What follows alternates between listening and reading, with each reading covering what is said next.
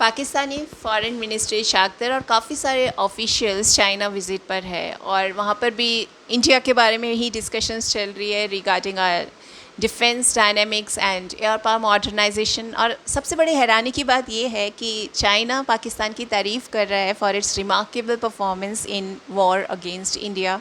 ये कौन सी remarkable performance है, मेरी समझ से बाहर है, क्योंकि सुनने में यही आया है कि पाकिस्तान के जो वेपन्स है, जो चाइनीज़ और अमेरिकन वेपन्स थे, वो फेल हो गए हैं। वैसे भी ये दोनों कंट्रीज़ इंस्टिगेट करती है वॉर्स और टेस्टिंग ग्राउंड्स यूज़ करती है अपने वेपन्स के लिए इन वॉर्स को।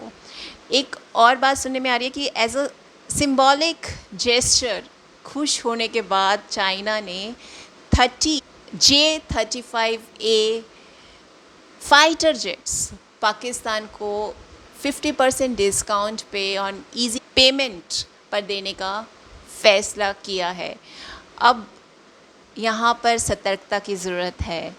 ये सेकंड अटैक की तैयारी हो सकती है। हमें भी अपनी इक्विपमेंट्स, डिफेंस इक्विपमेंट्स को अपडेट करना होगा, क्योंकि पाकिस्तान पे भरोसा करना मुश्किल है पास्ट रिकॉर्ड्स को देखते हुए। यहाँ पर पाकिस्तान ने अपने पायलट्स भी चाइना भेज दिए for operational training. As a part of second phase of China Pakistan economic corridor, China ने $25 billion for civic and military infrastructural development of Pakistan देने की घोषणा की है। बदले में पाकिस्तान ने अपना ग्वादरा पोर्ट ऑपरेशनल कर दिया है चाइना के लिए। अब ये सारी डेवलपमेंट्स इंडिया के लिए ठीक नहीं है।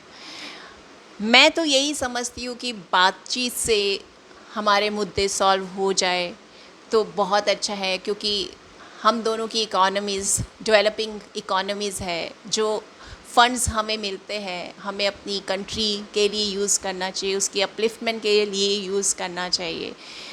काउंसलिंग तो मैं हमेशा प्रेफर करती हूँ, पर सब ये कहते हैं कि पाकिस्तान पे भरोसा करना मुश्किल है, तो फिर भी मैं ये कहूँगी एक बार बातचीत की और भी ध्यान दे। अगर बातचीत से ये मुद्दे सॉल्व हो जाते हैं तो इससे बड़ी बात और कुछ हो नहीं सकती, क्योंकि अब पाकिस्तान को भी एक्सेप्ट कर लेना चाहिए कि ये कश्मीर हमारा है। कश्मीर में भी लोग हमारे साथ ही रहना चाहते हैं। साथ ही POK को भी हमें भूल जाना चाहिए, क्योंकि वहाँ पर भी रेडिकल्स है, वो भी पाकिस्तान के साथ ही है। उनको यहाँ पर लाकर क्या करोगे? अब पुरानी बातों को छोड़ देना चाहिए और नई दिशा में कदम बढ़ाना चाहिए। यही मेरी सोच है।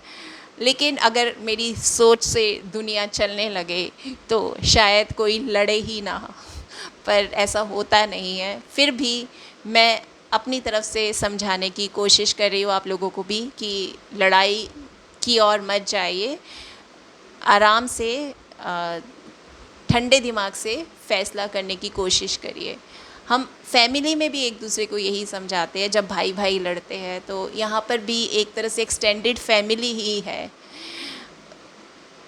Thank you.